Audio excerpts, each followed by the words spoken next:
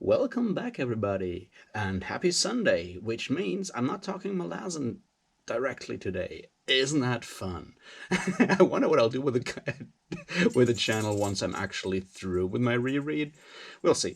Anyway, until then, I want to talk about something general, more general today, and we'll see where that goes. It's going to be rather rambly, I suspect, but on the other hand, I guess you already expect that as well if you click that link. Also, admire my amazing new channel banner. Isn't that great? Yes, it is. Go check out the person who made it. I'll put a link in the description. And yeah, I'm happy with it because it has all the things that are important in my life, which is tentacles, beer, and books, I suspect. Before you get weird ideas, I just happen to love seafood, okay? Anyway, let's start this. Cheers.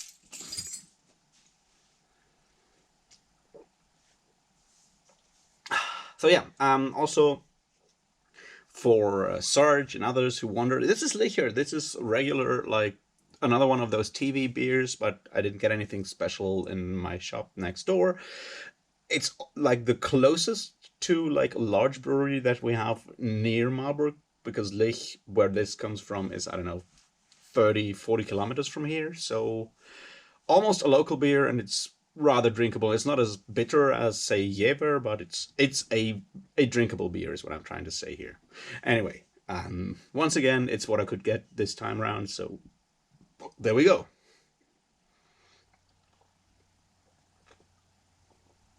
And today I want to talk about influence, imitation, and inspiration, and why it matters that people read more and read divergent stuff. And that goes for people who read, that goes for people who then talk about books on, say, YouTube, and it goes for writers. And on the surface, I feel that this is super obvious, but on the other hand, when I don't know, read some fantasy books or watch some booktube videos and people talk about fantasy books, I sometimes get the feeling that people really have a very, very limited view of the things they do, basically, the genre they're in. And I get it, I have like favorite how to say, I have favorite genres. Like fantasy is definitely my favorite genre. So yeah, I get that, but it really helps if you actually go outside your comfort zone with reading for a lot of reasons. I'll do one of those terrible music analog.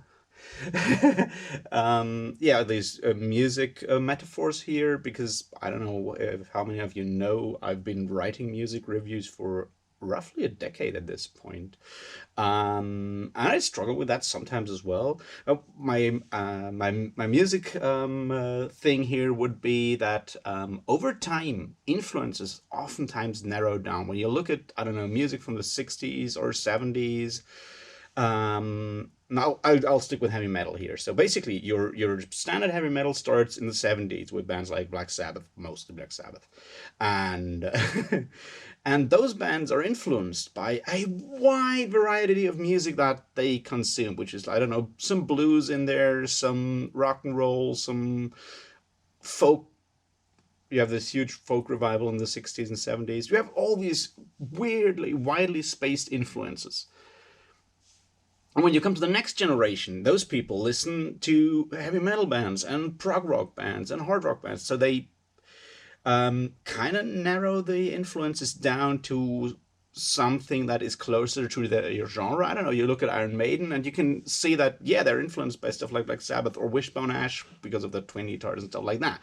And then you move on to the next generation. And at that point, heavy metal has become a really fully its own genre. So people that start out with new heavy metal bands, a lot of them just listen and are influenced by heavy metal bands and create their sound out of their now more narrow influences. And so you get, I don't know, you get your melodic death metal, for example, where people basically combine Iron Maiden with death metal, which is cool. and it's a cool sound, but it's a more narrow, focused, and limited sound because a lot of those people, when they start out, they only listen basically to two different kinds of music, which is heavy metal, like Iron Maiden style heavy metal, and death metal. And it's like, of course, that's what's gonna influence you when you create your own music.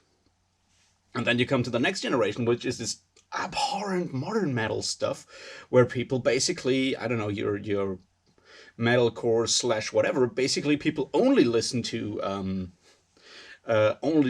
stuff like this melodic death metal stuff, and then create their influence, which is an even narrower focus. So you narrow it down, and I think that's terribly boring. And it goes for all people, because if that's the only thing you listen to, you won't be able to actually judge how good or interesting that is, because that's the only thing you know. And I feel that we have within the fantasy genre, with a lot of authors, a lot of reviewers and readers, we have the same problem. Um, like, for example, I'm gonna be probably shitting on a lot of authors and books here today. I hope not too many. But for example, um, let's talk about influences. What I think is an influence, what I think is an inspiration, and what I think is an imitation, and why some of them are better or worse, and why not. So let's start. Influences are things you consume. So I'm defining stuff off the top of my head right now. So influences are things that you consume, media that you consume, that then finds its way directly into what you produce when you produce media. To be precise, it can be positive or negative. So you read a book, you find it really, really cool. You decide, I want to do something. You write your own book, and you take some of those elements in there. You more or less, I mean, it can be consciously or subconsciously or whatever. So, for example, when you, I don't know, let's take Tolkien here. So Tolkien reads mythology. He reads epic poems and stuff like that. And he's like, I'm writing the story of the children of Húrin. I've unfortunately also read the also, and he's read the Kalevala, and he takes the story of Kullervo and basically turns him into Turin, to Rambar, and so forth. I hope that wasn't super spoilery, but that's where you find influence. You try to take elements of what you have consumed and reproduce them in your own work. But it can be as a how to say, it can be direct, and it can be positive, and it can be negative. What do I mean by negative? I mean, you read something and you get so angry that you try to actually create a response to that. For example, the influence of The Hero with 1,000 Faces by Joseph Campbell has had a huge influence on fantasy writing, fantasy literature, and the overall fantasy genre. It has had way too much influence on the works of George Lucas, for example, who basically just takes the entire concept of the monomyth and builds Star Wars off of that. On the other hand, you have someone like Cameron Hurley, who then decides that she's so fed up with that kind of concept that she wants to write an epic fantasy that is a deliberate deconstruction or answer to the idea of the monomyth. And she writes her Broken Heavens. Is it called Broken Heavens? The Mirror Empire, that series is what I mean. Mirror Empire. I keep forgetting what the other two books are. They are not her strongest work. I still recommend them because everything she does is great. But if you want to get like a good entrance to Cameron Hurley's work, go read either God's War if alcoholic bounty hunters that cut off people's heads is your thing, or go read The Light Brigade, which is sort of a riff on Starship Troopers, but in cool, and without all the problems that Heinlein has. Or, I don't know, read The Stars Are Legion, which is also really cool. Anyway, read Cameron Hurley. It's really good feminist fantasy or science fiction. So I heartily recommend everything she does, because it has enough anger in it. And I like books that are angry. Anyway, so that's what I would consider a negative influence. It's like, the influence is there, but it's a direct response to do the opposite. So that's also influence. What do I mean by inspiration? Inspiration is an event or just about anything that then not forces but motivates you to create something. So it's much more difficult to pin down than that influence. It's like you could read a book and you get a completely different idea that is just triggered by you reading that book. Or it could be you go, I don't know, you walk outside, you see something happening outside, I don't know, you see some birds flying, and then suddenly, ping, you have this idea, and that's an inspiration. So it's much more difficult to pin down where inspiration comes from. And for this discussion today, I don't feel it's super important. I just wanted it in there because it's the way I think in titles. I just felt that inspiration, influence, or imitation sounds better, right? Prove me wrong. All right, so let's go to the imitation part, because that's where things get really difficult and where my argument that you should read more and read outside the box comes in. Imitation is you find something, you consume media that you greatly enjoy, and you then try to do something very similar or the same. Now, this is natural. This is something obviously deeply rooted. People that know about psychology probably know more about that and have proper words for that. I don't, because I have a fraught relationship to the field of psychology. But what I mean is that we as humans obviously learn a lot of stuff by imitation. So it's natural that that also comes into our turns up when we create art, right? So yeah. The problem is if we never progress beyond imitation. Now, there's an exception to that rule. That is imitation as an art style for the use of, say, parody or something like that. That's a different thing. It's like you want to parody a certain author, you imitate his style, and then, turn it up to 11 to make your humorous point there. That's something that obviously is a slightly different thing than sheer imitation. Now, what is an example for terrible imitation?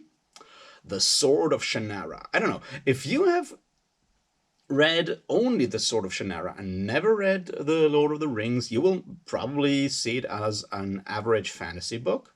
If you have read The Lord of the Rings before, and I hope you do, you'll read The Sword of Shannara and you'll see something where you go like, holy shit, you can take off the boxes. It's like, farm boy, there's that trope. Oh, wait, someone just got trapped by a tree with its roots and branches. Whoa. Oh, they are wandering past a lake. Will there be tentacles? Spoiler, there will be tentacles. They have to go through a mountain. Will the wizard parallel, the druid, survive this? Or will he fall down somewhere? Spoiler alert, he does. Will that druid return later on? I think he does. It's just ages since I read that book, and I will never, ever go back to that. But yeah, it ticks all those boxes. You have all these things in there. I don't know. You have similar stuff happening, I would say, in the first book of The Wheel of Time, but there it's not as crass, although I really have several piles of bones to pick with that other series. At some point I will go into that. Anyway, see, I'm trying to pick fights today. So I would say, okay, in Terry Brooks' defense, I've read Elfstones of Shannara, and that one is better. It departs from the mere imitation of Tolkien, a large part. It's still not one of my favorite books, and I would not recommend you read it unless you're really into like looking at what fantasy was in the 60s or 70s or whenever that came out. Could also be 80s. I didn't check. Anyway, but it's far better and far more unique than The Sword of Shannara. So that's an example for terrible imitation. Okay, so now let's look at my general argument that I wanted to make about reading more. Okay, so I guess it's pretty simple when I say authors should read books outside their comfort zone or outside their their chosen field because it gives you more influences. It's like if you only read Tolkien, you writing romances in your novels will suck because Tolkien doesn't do a lot of good romances. If you only read, say, Conan the Barbarian stories, your romances will even suck even more because Howard is just not good at romances because he had problems with that stuff in his own life. He's just not the kind of person for that. You will never be able to do that. So I don't know. Go out and read Bronte or just read a couple of romances to see how that kind of thing happens. There's enough classics out there. So yeah, go read Pride and Prejudice. I mean, you should always read that kind of that book in any case, but my point is read outside your genre. I don't know, read a couple of cool heist novels, like, I don't know, crime novels. Read a couple of noir detective novels. Read a western or two, why don't you? I mean, yeah, go read Blood Meridian. Everyone should always read Blood Meridian. That's just a fact of life. I mean, this is an objective fact. You can fight me on this and I will win because it's objectively truth that everybody should always read Blood Meridian by Cormac McCarthy. Look it up. It's a fact. Anyway, I don't know. Read a couple of nonfiction books. Look at those things. It will broaden your horizon and it will like give you more influences. As an author, that will obviously help, and I suspect most established authors would agree with me on that. I hope so. I mean, when you look at some authors that publish what I read, like their reading. George R. R. Martin did that years ago.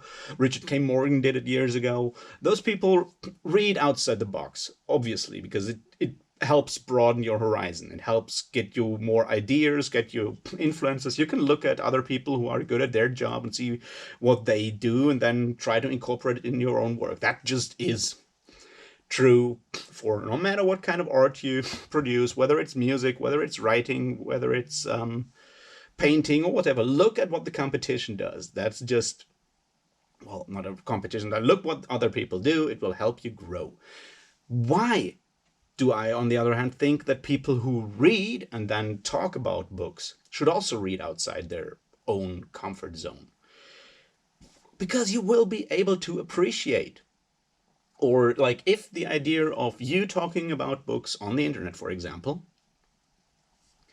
is you giving your judgment of that. And if it's not just your personal taste, but if you try to actually, I don't know, rate stuff and give it like actual like ratings, please give me the feeling that you know what you are talking about and have not just read, I don't know, fantasy books for the last 5 years. I've done that as well. I don't need your 7 stars or 6 out of 10. I'd rather hear why you like it, but that's just as far as I trust your competence when it comes to judging a book.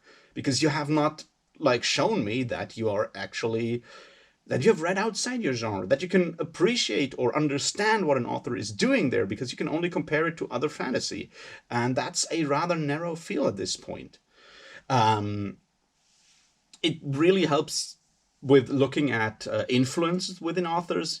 Once again, I said, if you have not read Tolkien and you read the Sword of Shannara, you will not realize how terrible it is. If you those kind of things, I don't know.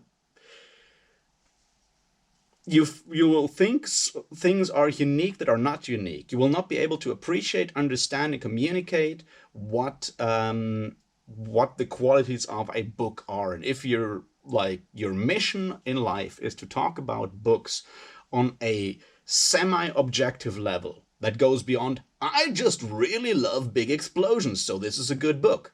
If that's the point, then go ahead, be entertaining, and I'll watch you and I'll say, holy shit, there's big explosion in there. I might like this. But if you actually try to rate stuff or give an opinion that goes beyond, I fucking love this, then show me that you know what you're talking about. And I have had the impression that a lot of people don't have that. Now, I'm not calling out anyone here because I have no right to do that. I'm just saying I get the feeling that a lot of times people don't do that because you're stuck with your comfort reading. Reading oftentimes is something you do on the side. It's something you do to, relieve stress, escape to some kind of place. It's something you do to balance your emotional state with all the stress that the outside world, whether with a plague or without a plague, puts on you or puts on us. So I get it, but sometimes go pick up a different book. It really helps. I don't know, go read a crime novel, read a western, read a children's book from time to time. Read Winnie the Pooh, for fuck's sake. That's the best book you'll ever read in your life. I promise you that. That kind of thing. I don't know. Read some of the classics. Read a bit of poetry, maybe. Read some of the classics. They're classics for a reason. Not all of them are good, but it really helps if you have read them at some point.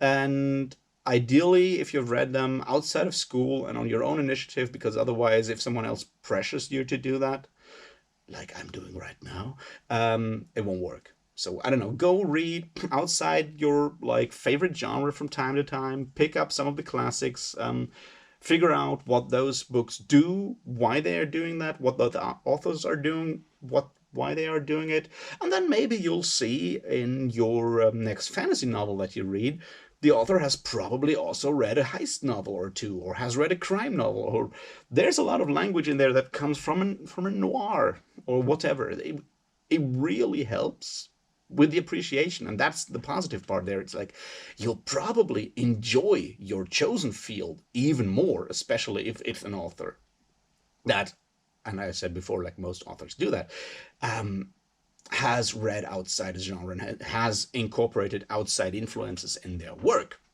So it will actually make the book more enjoyable.